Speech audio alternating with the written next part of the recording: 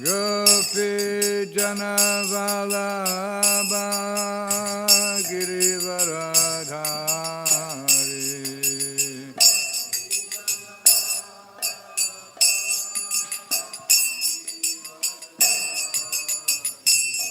Gopi Jana Vallabha Girivaradhari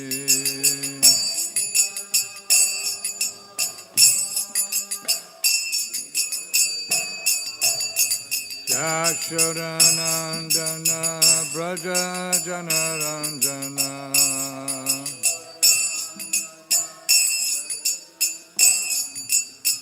Yaksharanandana Braja Janaranjana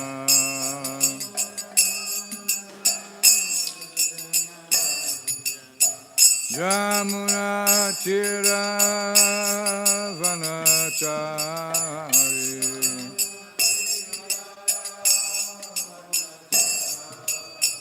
Jamuna Tira Vanachari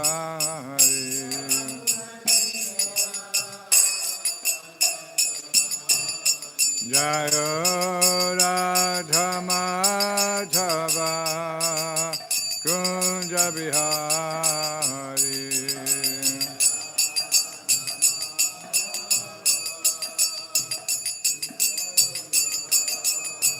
Jaya Radha Madhava Kunja Bihari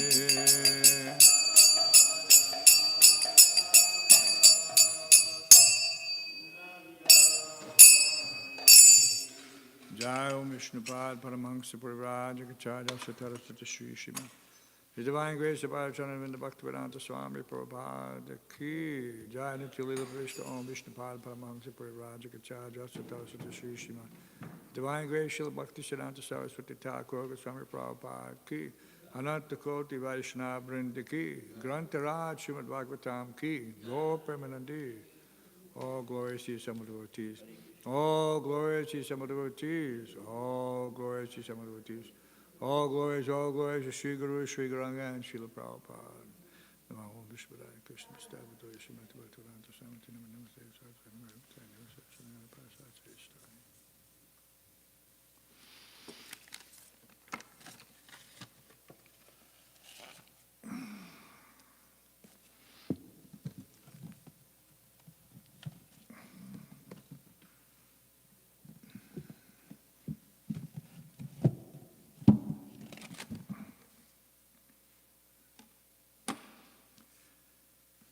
Reading from Srila Prabhupada Lilamrita, Volume 6, chapter titled, I Have Done My Part. Let's see, where were we?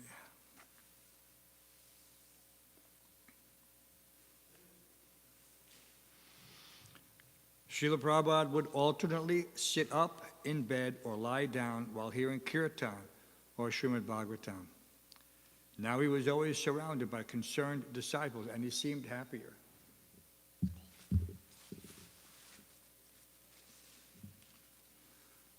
Nothing like an ice-cold garland to wake you up.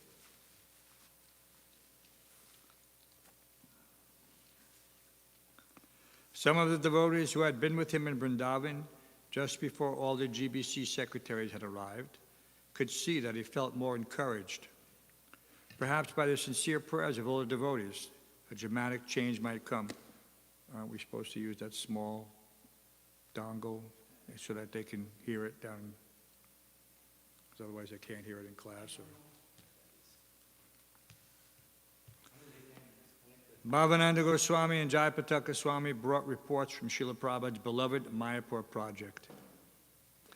Bhavananda said the temple was filled with transcendental activity, and the Gurukul boys would chant Hare Krishna even while sweeping the roads.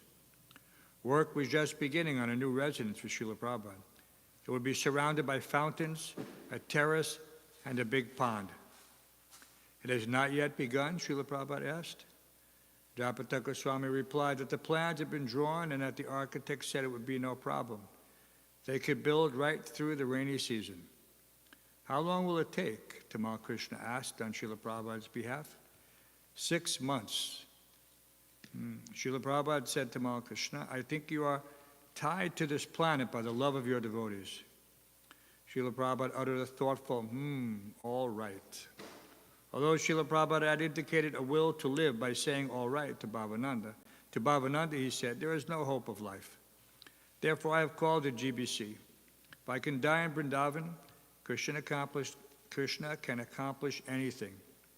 But from the physical condition, there is no hope.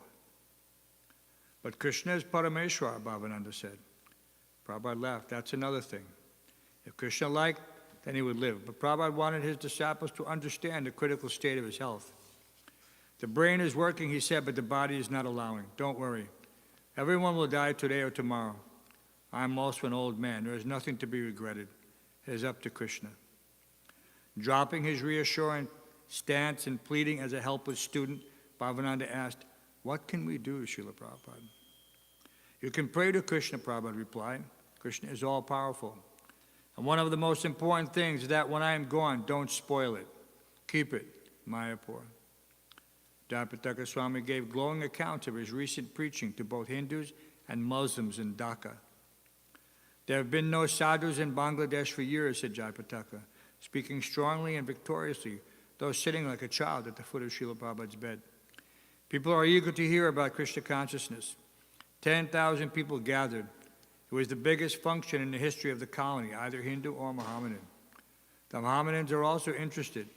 They don't know anything about Lord Chaitanya. Many ask if we have any books on the life of Lord Chaitanya. They like to read.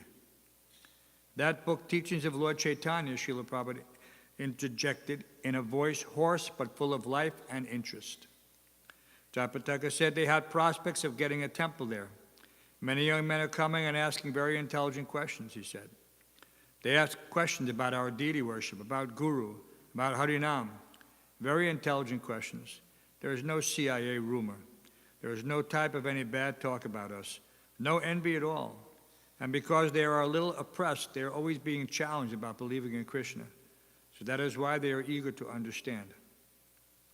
What about the Mohammedans, asked Srila Prabhupada. At one place, said Jayapataka, when Prabhu Vishnu lectured in Dhaka, a Mohammedan heard and came to him and said, what you're preaching is very applicable to the modern day. In my district, there is nearly a majority of Hindus. But when they have their sadhus come and preach there, I find it very old-fashioned and very unacceptable. But your preaching we find enthusing. So he arranged a program. Ultimately, every Mohammedan that I have met has become interested just because it was presented in a way that was acceptable to them. They say, you are Hindu?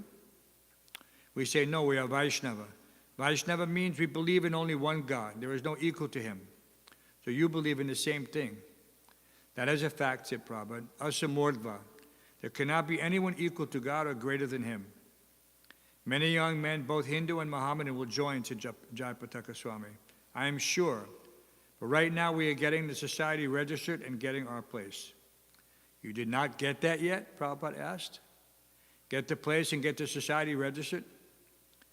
Prabhupada added that Jayapataka should do everything very seriously. It is increasing, he said, approvingly. When Rameshwar Swami came into the room for his kirtan, he brought Srila Prabhupada the newest editions of the Krishna book trilogies and reported on how the various books were selling. Keep your health very nice, Srila Prabhupada said. Live as many years as possible. Be Krishna conscious. Then next life you go back to home. Permanent life. There is no cheating, no politics, no personal ambition to fulfill. There is not any tinge of any personal salvation. Now anyone could point out that here is personal sense gratification. Now, can anyone point out that here is personal sense gratification? Can anyone? Can you say, here is my personal sense gratification? There is no such thing in Krishna consciousness. This is our desire, that we live with devotees and execute the mission of our predecessors. This is our ambition. Without ambition, no one can live. Our real self-interest is to execute Krishna's desire. So do it very carefully. And if 1/4 of the Americans become Vaishnavas, the whole world will change. Srila Prabhupada ki. Okay, so that's the goal. 1/4 of America. So how many, what's the population of America? 300 million. So 1/4 of 300 million is 70 million? 70 plus million, right?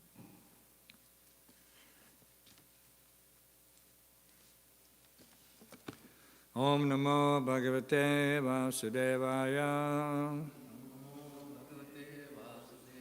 Om Namo Bhagavate Vasudevaya. Om Namo Bhagavate Vasudevaya.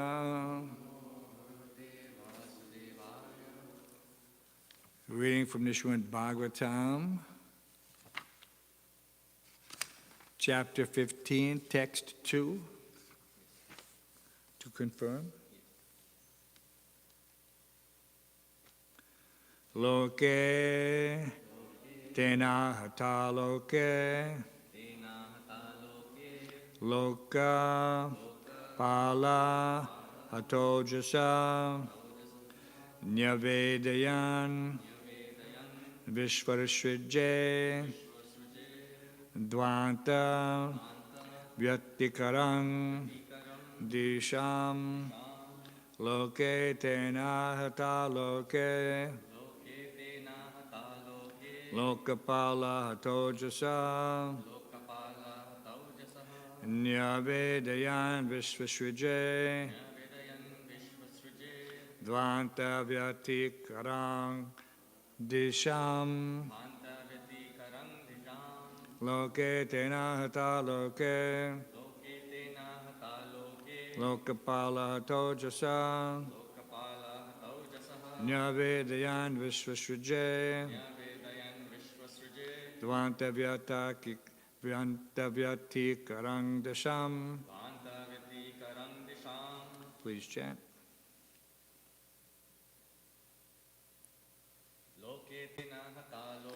Loke tena tala loke lokapala hatojasa nyavedayan vishvashrije dvanta vyatikarang disham. Loke tena hata loke lokapala hatojasa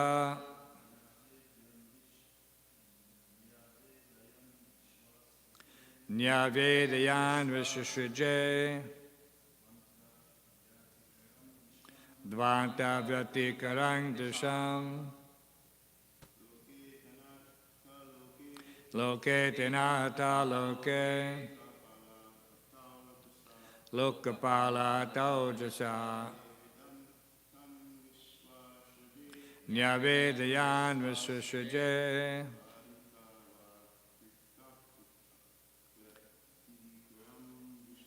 dvanta vyatikarang disham. Loke tena hata loke lokapala hatojasa nyavedayan vishvashrije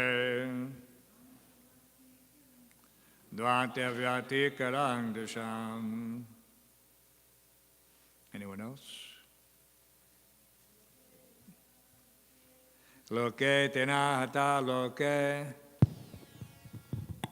lokapala hatojasa nyavedayan vishvashrije dvanta vyatikarang disham. Back to Alex. Loke tena hata loke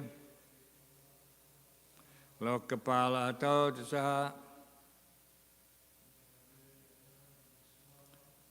nyavedayan vishvashrije dvanta vyatikarang disham.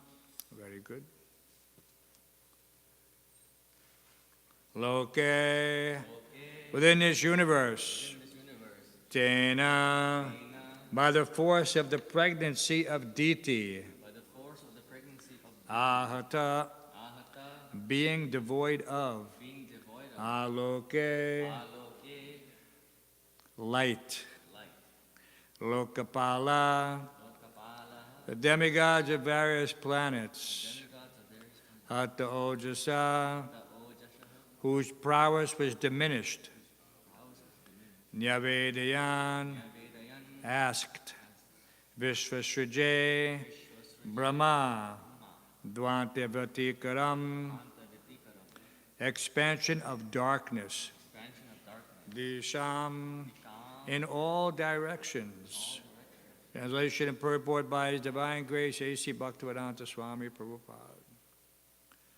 By the force of the pregnancy of Diti, the light of the sun and the moon was impaired in all the planets, and the demigods of various planets, being disturbed by that force, asked the creator of the universe, Brahma, what is this expansion of darkness in all directions? Please repeat. By the force of the pregnancy of Diti, the light of the sun and the moon was impaired in all the planets, and the demigods of various planets, being disturbed by that force, asked the creator of the universe, Brahma, what is this expansion of darkness in all directions? Purport. It appears from this verse of Srimad Bhagavatam that the sun is the source of light for all the planets in the universe. The modern scientific theory, which states that there are many suns in each universe, is not supported by this verse.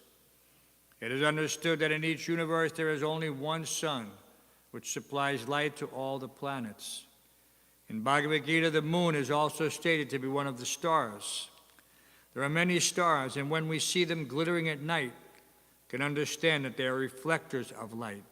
Just as moonlight is a reflection of sunlight.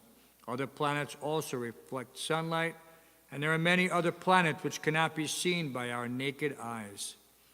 The demoniac influence of the suns in the womb of Diti expanded darkness throughout the universe. Om Jnana Tamrandasya Agarajarasvakaya Chaksuram Latimanatasmai Sri Gurave Namaha Mukam Karoti Vachalam Pangum Mankaite Guram Yakipatamaham Vande Shri Gurum Dinatanam. That would make an excellent trailer for a science fiction movie. Expansion of darkness emanating from the womb of Diti, covering the entire universe. Yeah. Krishna consciousness has so much to offer. All of this could be cinematically presented. Now you see the success in India of that. They had that one series, Mahabharata, and then they started to expand, and then they had spin-offs. And it became so popular, it's amazing. After so many years, people constantly watch these reruns. They're so hungry, just like we were seeing and reading in Leelamrita, how that for many years, up until the devotees started preaching in Bangladesh, there were no real sadhus carrying on the mission of Chaitanya Mahaprabhu. Although technically Bangladesh is the birthplace of many of our acharyas in our present line. Such an amazing geographical concentration of spiritual potency, but totally ignored for so many years due to geopolitical circumstances. And then the devotees came, and immediately the interest was revived. So this is the way of preaching. Prabhupada had, sent all these young devotees, without, with just a few years' experience. Just imagine, this is literally, these devotees had 4 or 5 years' experience, by that time. Maybe 7, many of them at that time. But still. And then going into a country that is predominantly Muslim and organizing programs where 10,000 people come. That must have created quite some concern in the government. But still, people were appreciating. Because nobody can, for very long, keep back Krishna consciousness. You know, they're having such a hard time in places like China because their people are starving for knowledge. They have no knowledge. Just imagine, you could say one of the most technologically advanced countries in the world. All the technology basically comes from China. We've abdicated our manufacturing base in many countries like America. And it is all being done overseas. And in a heartbeat, it could all stop. You'd have nothing in America. No TVs, no phones, nothing. So we should appreciate how important distribution of Prabhupada's books are. Some people might say, well, why are you still distributing books? Everything is electronic. Everybody can go online and they can read these things. Huh? But that electronic presence there doesn't have the same potency as the book Bhagavatam. Otherwise, why did Prabhupada stress? It's not that he didn't understand. Spiritual master, just like it's also described in later verses, how Lord Brahma is also considered sometimes as Trikaligya. Just like we know that the spiritual master is Trikaligya, Lord Brahma is also Trikaligya. He understands, he knows past, present, and future. You know? But these books, the book Bhagavatam, is as potent as the Supreme Personality of Godhead. There's no difference. One may or may not appreciate it, but anyone who touches or reads the Bhagavatam is making immeasurable benefit, you know, which is something a little different than this electronic thing, because it doesn't have the same effect. At least that's what we've seen so far. Maybe there'll be some change. But for now, at least, books remain the basis. And we have to always have that consciousness to try to, it's like we saw in Russia. Can you imagine in Russia, after Prabhupada went, just influenced one person. And then that one person influenced thousands. And how did he do it? By distributing Bhagavad Gita in copied form. You know what mimeograph is? You know what mimeograph? You don't know? It's an old technology we used to have in school. It's a drum. And you put what you want to copy around it. That's how the original Back to Godhead magazines were distributed in the early days. And when you type, you have a special copy like carbon paper, and it goes on the drum, and then you crank it. This is way before copy machines. Copy machines did not exist. The Xerox machines in the 60s. They were just coming out. In Russia, of course, they didn't exist as well, and if they did, you wouldn't be able to afford to print. The mimeograph is very inexpensive. You could print thousands of copies. You know, you used the ink very sparingly. It was an amazing technology. You should look it up on Google. Okay, you want to see old things. It's like typewriter. You show kids what a typewriter is, they don't know what it is. They look at it and say, what is this? We don't know what this is. You know? So mimeograph machine, that's how everything was started in America and in Russia. First Back to Godhead's here. First Bhagavad Gita is there. Some were just hand typed. Like that. So anyway, so here we see this expansion of darkness. You know, it might seem to be a little exaggerated to us. But these two demons, you should tell everybody to come in, Chaitanya, make sure they all have darshan. There's a brand new outfit made by Mother Varanasi, who's been making outfits for Radha Govinda for 50 years. You know, so someone very special. So but this just gives you a little hint of what danger these two living entities will present. You know, Kashyapa and Aditya, they're not ordinary souls. And we see that she was so concerned, you know, that how things would turn out. That for 100 years, she held, Kashyapa Muni's semen, however you want to say it, so that it didn't fertilize the egg. 100 years, she was so concerned. She didn't want to, after understanding her destructive mentality, producing these demons. So she kept it there. And only after 100 years did these demons take birth. But during that time, while they were in the womb, after she finally released, then the whole darkness overtook. And the demigods were questioning, what is this? They could understand.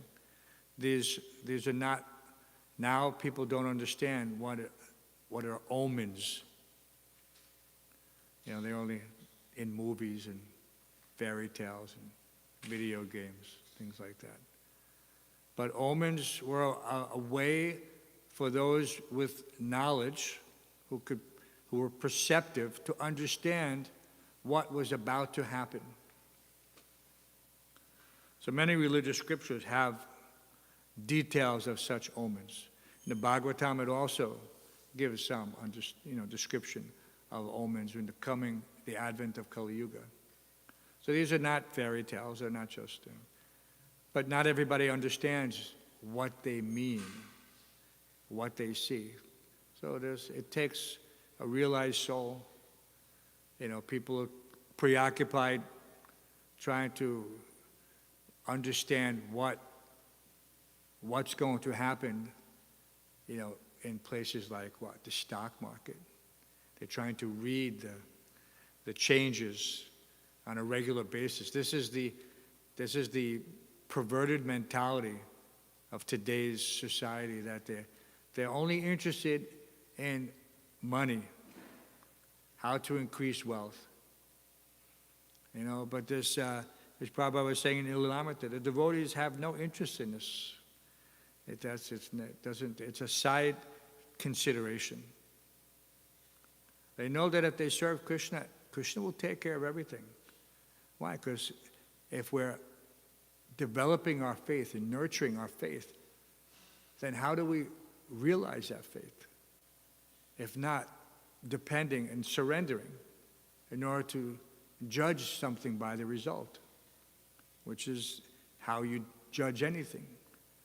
But many devotees are hesitant to fully surrender to Krishna to that extent. Even though Krishna says, I carry what you lack and preserve what you have. This is what he's saying.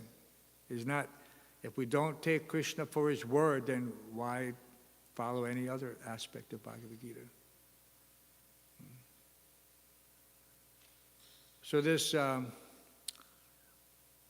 this tendency to straddle material and spiritual realizations, or try to unite them in some fashion in order to accomplish or try to achieve material equilibrium, it's always destined for failure at one point or another. If not immediately, then in the future.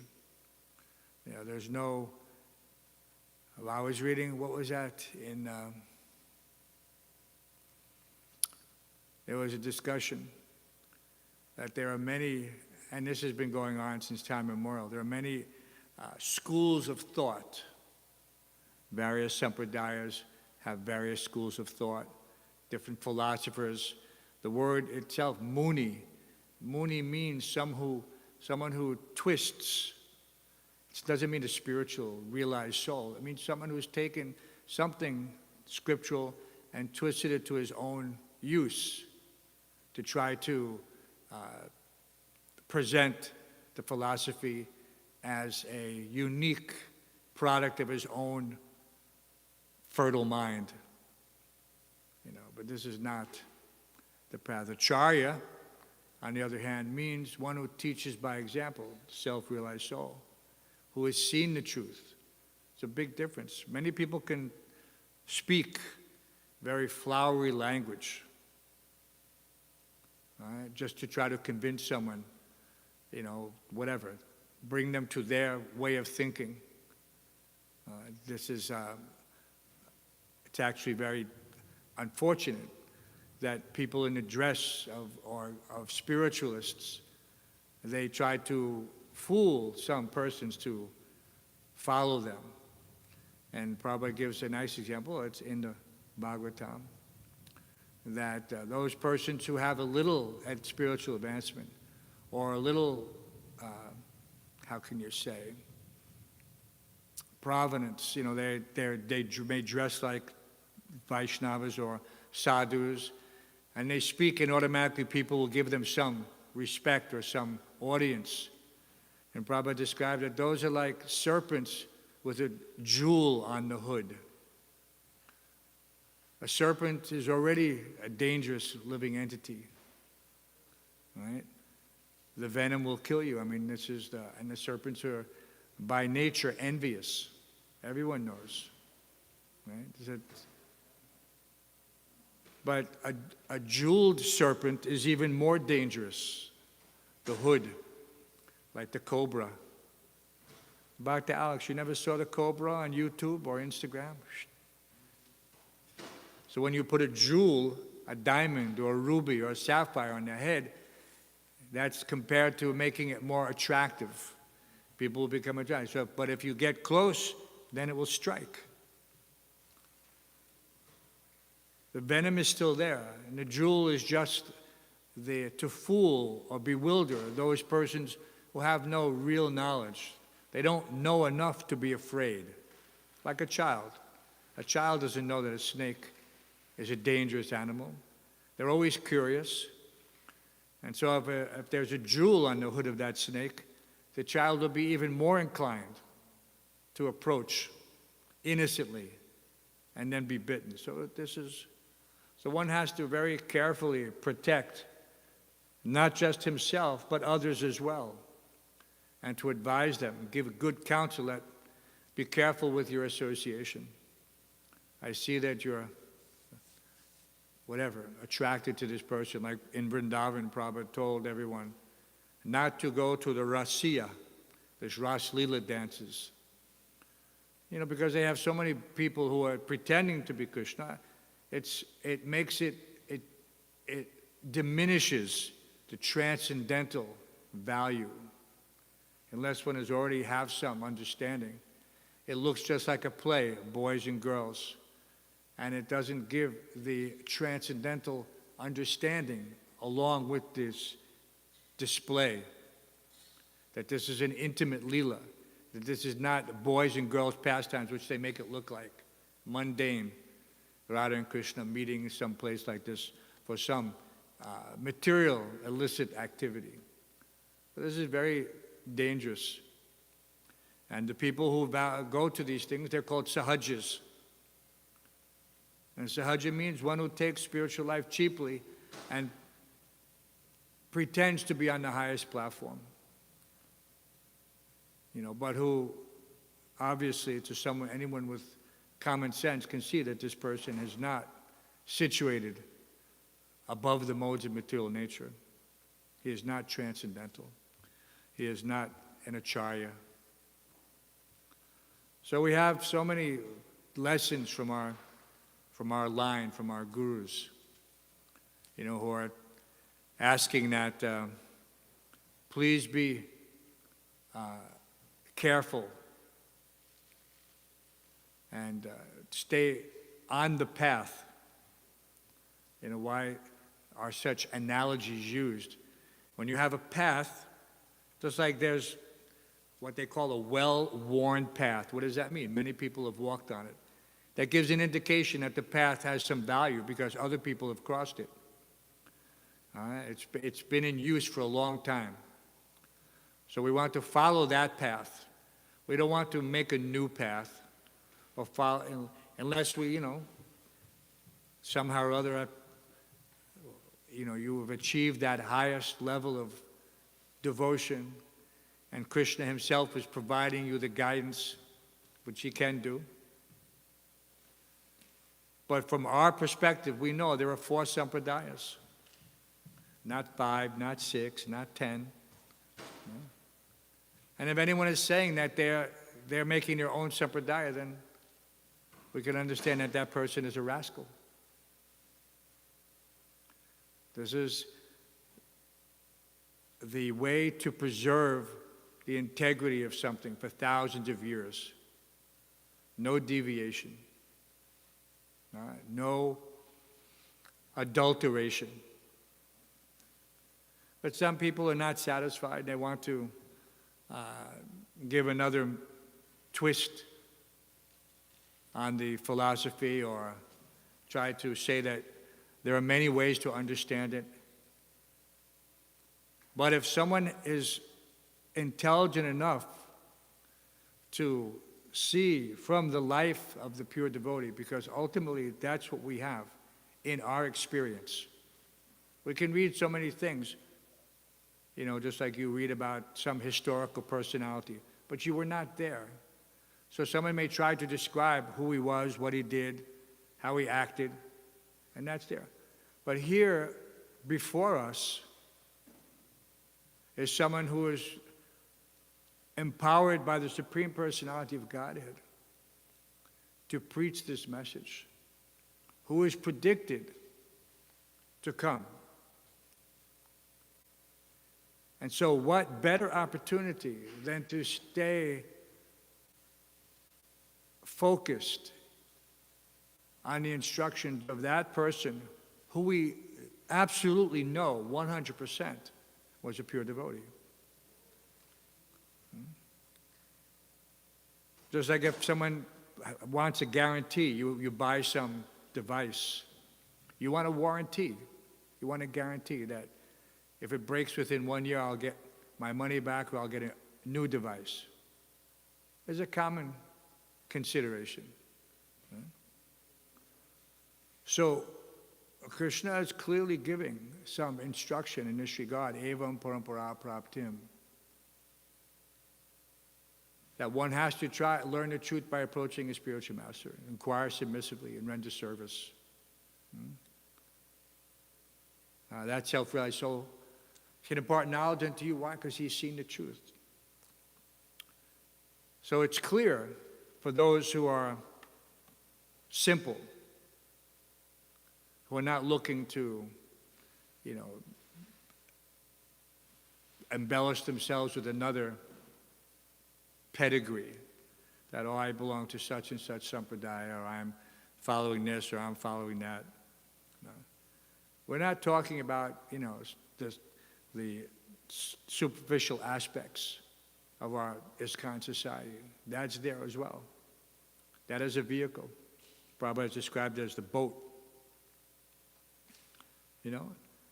And the boat is as good as it can be as long as it's maintained by those sincere devotees who want to preserve it and take the effort. Everything requires. Some people say, well, I don't like this boat. It's leaking. It's this and that. I'm going to jump over the side. What's the point? Why not just try to fix the boat? Maintain it. We understand from that, of course, here we see that Lord Brahma, he's considered to be the secondary creator, mode of passion. Even he's addressed as Deva Deva, the God of gods, because he's the head of all the demigods. Right? But this, it takes thoughtful consideration to appreciate what you have and to maintain it. So because he's the mode of passion, he's not the mode of goodness. Vishnu is in charge of the mode of goodness, and maintenance is in the mode of goodness. And someone might say, why? Why is maintenance? Doesn't that mean like you have to fix things all the time? You have to preserve things. You have to keep things in proper order. So yes, maintenance is in the mode of goodness. You have to have some higher level of consciousness. Anybody can create. Mode of passion, anybody can create. But can they maintain? And anybody can destroy. But only in the mode of goodness can you maintain. Because you have to see what is the value of it. You have to understand its utility, right? Utility is the principle. Books are the basis. Purity is the force. What's the other one?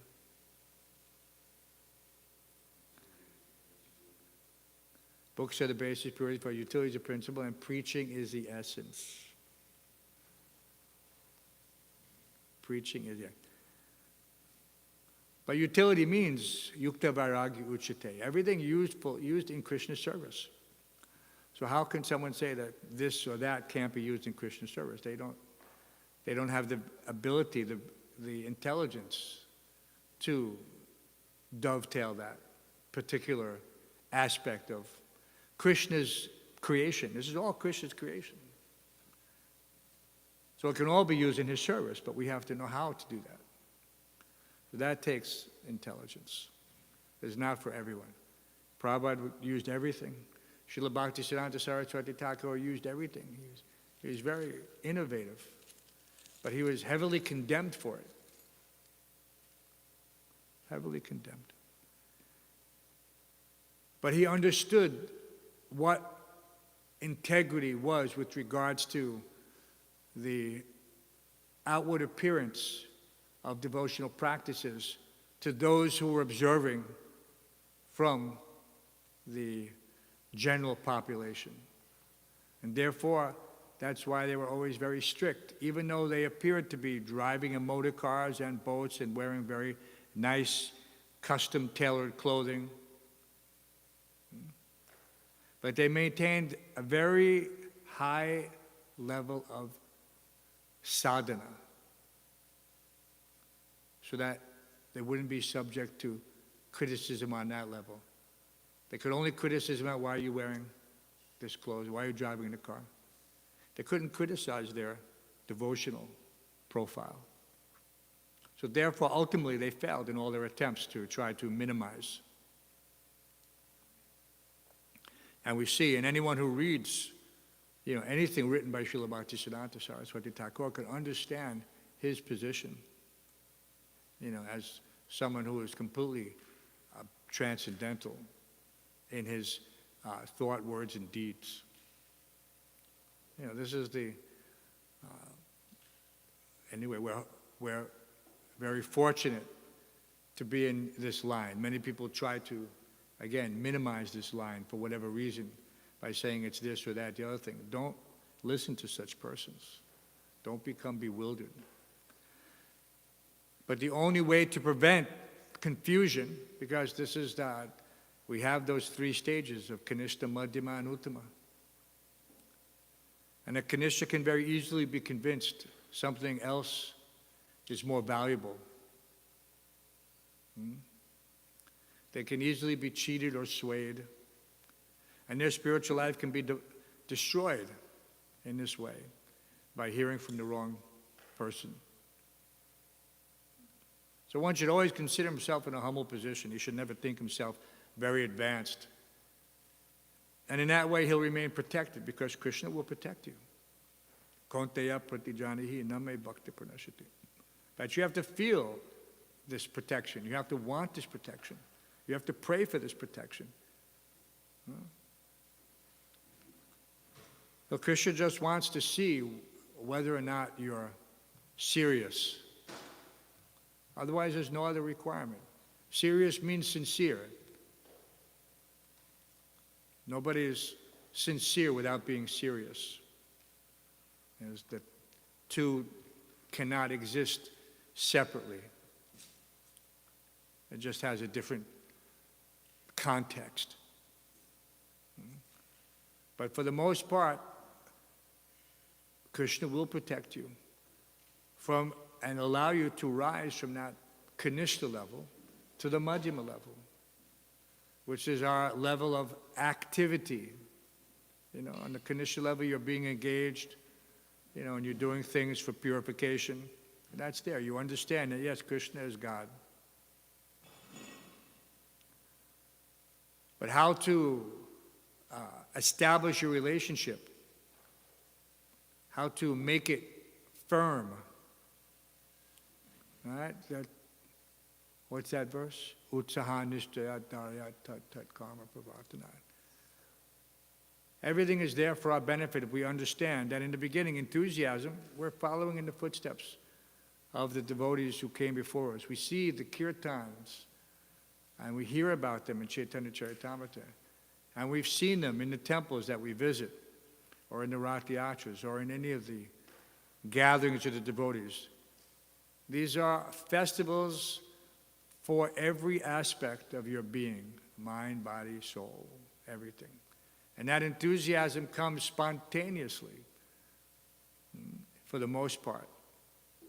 Sometimes you have to jumpstart it a little bit. Prabhupada famously said, even if you don't want to dance, dance and the bliss will come. Because you have to exercise your independence in order to show Krishna that yes, I want this. I want this. But very nice opportunity to visualize one's own particular station in spiritual life. This self-examination. Self-realization is there, but self-examination. Am I properly situated? According to my varna or ashram. Am I pleasing the spiritual master and Krishna by my activities? One has to think, it's not a mechanical thing. Even in a material relationship, you have to inquire, on a regular basis, how the family members are. You don't just ignore them just because you're living in the same building. You have to ask, is everything okay? How are you? Are all your needs being met? These things seem so, in one sense, artificial. But they're the most natural things when one has genuine affection, attachment, and love. No one needs to tell him or remind him or her. Okay? But we're not at that stage. So we have to practice to act properly within that relationship. And then it will become spontaneous. And that is the nature of true love. That there's this natural spontaneity. It's not artificial. You don't have to be prompted to do something. Now do this, now do that. No. No one is telling the gopis that they have to do this or they have to do that. Or the associates of Lord Chaitanya. They made all arrangements spontaneously out of love. So yes, today is a very special day for us.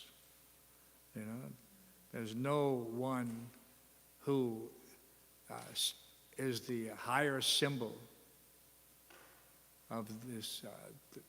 Besides, we understand the philosophical aspect of Ladini Shakti and the pleasure potency Lord, but just from our limited perspective and, aspiring transcendental, attitude, we understand very clearly how Radharani is so dear to Krishna. For her selfless, completely unmotivated, unadulterated, uninterrupted. This is the definition that we're given by our teachers, the definition of devotional service. Anyabilasata sunyam jnana karma ninavitam anukulyena krishnadashanam bhaktir uttama. This is the very definition. But we have to practice, and therefore that's why living in a temple is the best situation. Every day you get to practice that. Uninterrupted, unalloyed, unmotivated. Right? But if you're trying to make an exchange, then you will be delayed in your advancement. If you're thinking, let me just do a little bit, or minimize it and try to, I'll do this and I'll do that, and then I'll get a little benefit. Yes, that's there. But that's not a very intelligent consideration. You know, there's even in the material world, what do they say? And they say something worth doing is worth doing right. So what does worth doing right mean? It means that one should do with all your heart, mind, and soul. Everything. This is not that once you've understood the basics, sambandha, abhideya, prayojan, we may not understand this ultimate goal. We can appreciate it. We see it, we read about it. We may even have a little taste for it. Now, sometimes it awakens, Krishna will bestow upon you this glimpse of what real love means. If you're praying sincerely to the deities, they can give you anything, any realization, any reciprocation. But you have to have some genuine desire and appreciation. Otherwise, why can they give? They can give to anybody, instantaneously, pure love of God. The Supreme Personality of Godhead is brought. Why did Prabhupada take such care for the deities? Why did he emphasize? Why did he go through so much effort to establish these temples? Just for show? You see in India, the temples, they just show the deities. And they show the deities why? So people will give money. It's just another type of business. Just another type of business. But we're not concerned about money here. We're not dressing the deities for money. We're not being paid to dress the deities, and we have no expectations that money will come. Whatever Krishna wants to give, we are satisfied. But we should also understand that according to that reciprocation, we can understand or appreciate that we have a long way to go. Otherwise, Krishna can instantaneously send somebody and say, here's $100 million. Build a new building for the devotees and, Krishna conscious preaching activities. So we should be aware that this darkness that's all around nowadays, this Kali Yuga, there's darkness everywhere. It's not just like at one time the demigods came because it was such an unusual situation. Where's this darkness expanding from? This is in the beginning, of the ages. This is not Kali Yuga at this time. This is the dawn of creation, basically speaking. So darkness is an anomaly. Nobody expects it. So when it's there, it's something different. They want to know, hey, what's going on? Why is there darkness? And they have to, of course, they go to the Creator. Yeah. They say, what's going on? They treat Lord Brahma like the landlord or something, Hey, fix this. Something's broken. You got a leak and there's darkness coming in. You got to go. So here we're surrounded by darkness in Kali Yuga. But the devotees are not lamenting. We're not running to Lord Brahma and saying, hey, what's going on? No, we know what's going on. We're very aware that Kali Yuga is there and that, we have to be careful. So this is an opportunity like no others because you have the amount of dedication and determination required to execute Krishna consciousness now is much greater than it was in Lord Chaitanya's time. There they had one Chandkazi. Here we have millions of Chandkazis everywhere, all over the globe, trying to stop Krishna consciousness through some false, whatever you want to call it. So many distractions. Global warming, global cooling, global shortages, everything is, it's all contrived. We all understand that this is nothing but, a power play, a power play, a power play, a power play. But we're aloof. We don't, we're not going to, you can't change it. Only thing we can change is try to influence another person, become Krishna conscious, to get to that magic number that Prabhupada said. 25% of America, Krishna conscious. We're not there yet. We have temples in every city, basically, all the major population centers. Of course, if we could just crack the code on China, that would be significant. You see what happened in Russia. The floodgates opened. Tens of thousands of devotees in Russia, tens of thousands, maybe hundreds of thousands. Who can imagine how many people have been exposed? How, like, this one candle lighting another candle. You know? People do that sometimes as a show of solidarity, right? When you have these street protests, everybody holds up their, now they hold up their phones, because the phone has a light on it, and they wave the phone. It used to be candles. Now they have a phone. But all those little lights are persons who have, the soul has Jeev Jago, Gora Chandra Bole, have arisen. They've been woken up like Kadai Pran with his gong in the morning. They've been woken up. Right? We have the real monopoly on that word, right, Ram Roy? People who are awake, not woke. Awake. They're awake to science of self-realization. So we want to make sure that we're a fit soldier to execute the mission of Lord Chaitanya, following the footsteps of our predecessor teachers, and especially our beloved Srila Prabhupada. And for that, we have to remain healthy materially and spiritually. Seems to be a simple thing. But unless you're in that state, then nimitta matram bhava savyasachan. You're not fit to be an instrument. Why will Krishna use you if you're damaged goods? You know, maybe he'll use you for something. But just see how, by the example of these devotees who joined Prabhupada early on, how they were used by Krishna and the spiritual master to open up the entire world to Krishna consciousness. That's the example of nimitta matram. We want to see the next generation of devotees take this into China, take this into places where it hasn't been yet. That will be the glory for the second generation, you know, to accomplish that as an offering to Srila Prabhupada. Any questions or comments about the darkness? Yes, Manaji, but I'm not just hard of hearing, I'm deaf.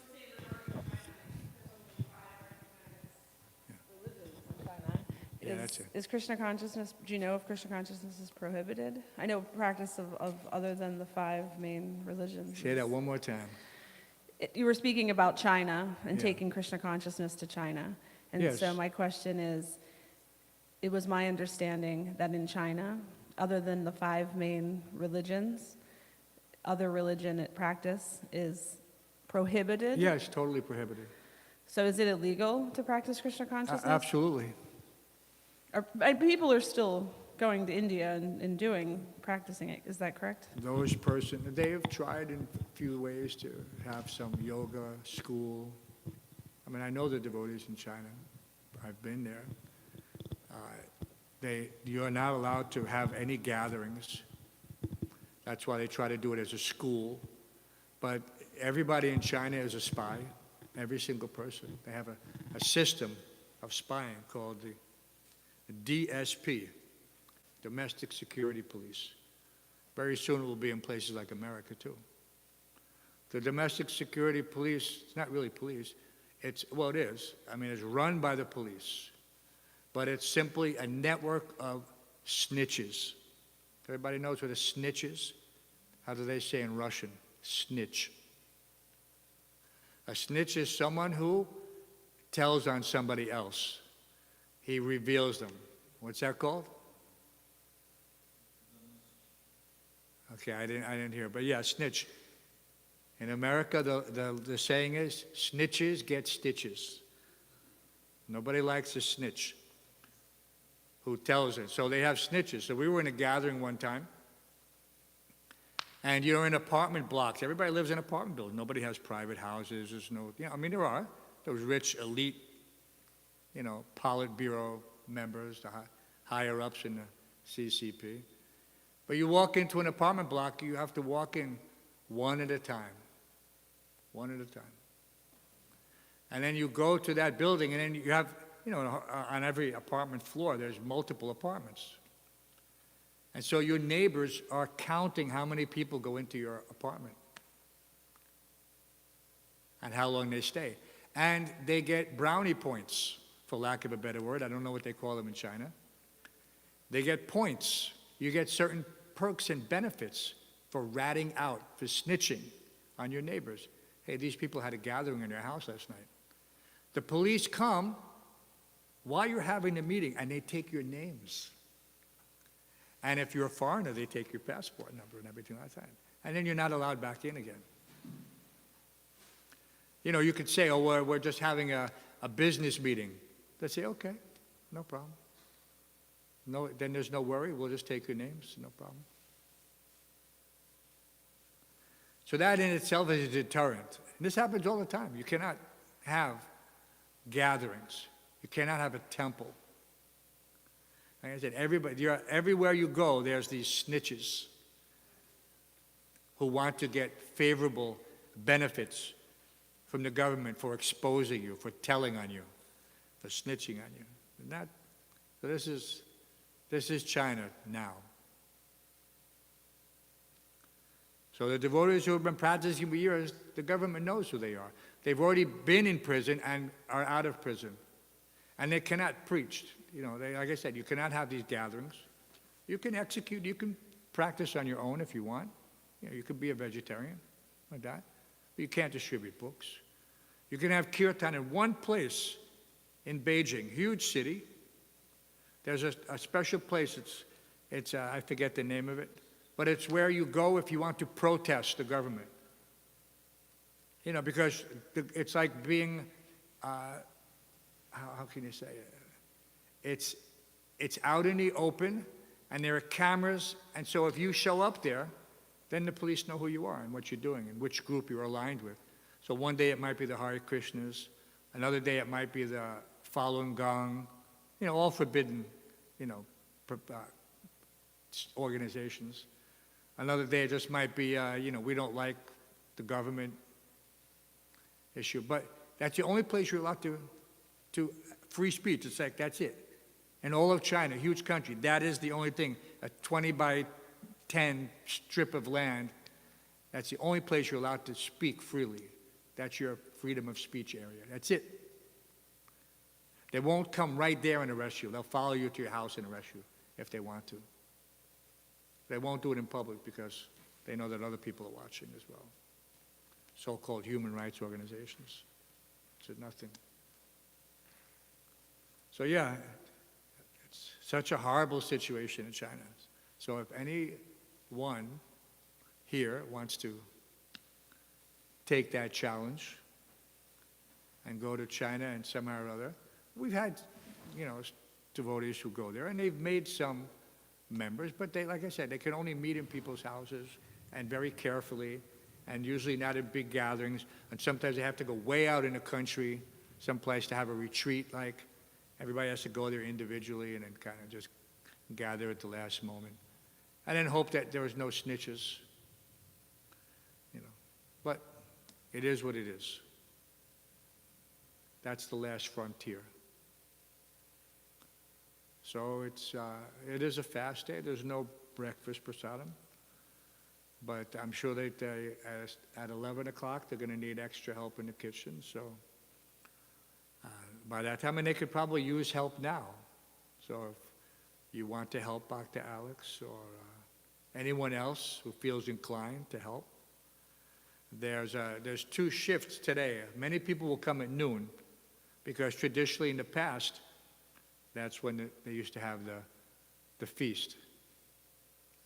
They didn't do a public program at night at 5 o'clock like we intend. all the, people will come, 100 people, 100 plus people will come at noon, for Arti, Raj Bhog Arti. So they'll have to cook a little extra something in expectation of these guests, and that something simple. So I told Braj Mohan, and he's going to cook extra rice and a few other whatever he can do. And so, we may have to entertain some guests down in Balaram Hall. So that should be cleaned, and we should get it ready and have something there and have someone on station to serve, at noon, after the Raj Bhog Arti.